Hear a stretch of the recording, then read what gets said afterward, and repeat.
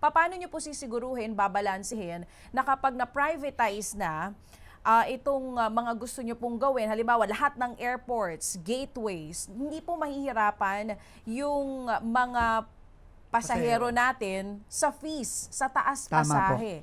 Sa lahat po ng magiging pagtaas sa presyo nito. Last time sa airports, ang dami nagrereklamo sa parking and other fees. Paano nyo po ito babalansehin, alam nyo po, Secretary? sa pag-privatize, napakaganda po ng tanong ng ating kababayan, nagpadaga ng tanong na yan. Sa privatization po, kailangan po talaga, tama yung ginamit niyang salita, balancing act po talaga yan.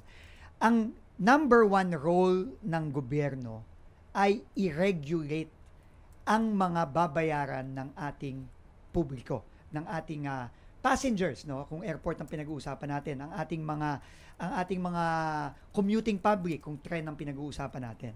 Yan po talaga ang primary role ng gobyerno. Kaya dapat sa lahat ng kontrata na privatization contracts, very clear na kapag fees to the public, may say ang gobyerno dyan. Ang gobyerno ang magsasabi kung go or no go. Halimbawa, ang ating mga tollway, halimbawa, yan ang perfect example. Nasanay yung mga pampublikong motorista natin.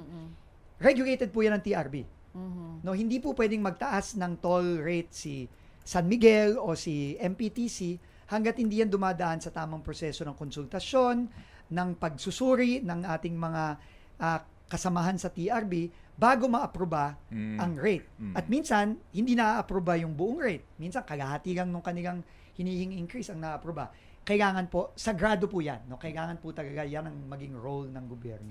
Oo, timing yan. Kasi ang tanong nila dito, kayo ba isang ayon doon sa ipatutupad daw ho na dagdag singil sa LRT1?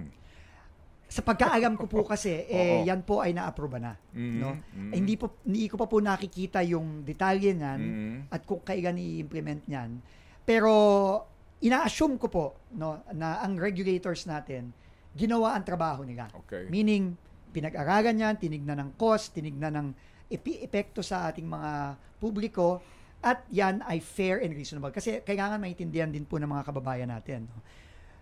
Kung hindi naman po natin papayagan ang mga pagtaas ng rate, ang magsasuffer din po dyan ay ang publiko. Dahil sasama po ang serbisyo, babagal, hindi maganda ang pag-maintain, at at the end of the day, ang publiko din po ang magsasuffer. Pero, kagaya na sinabi ko kanina, kailangan fair at reasonable at justified ang mga rate increase.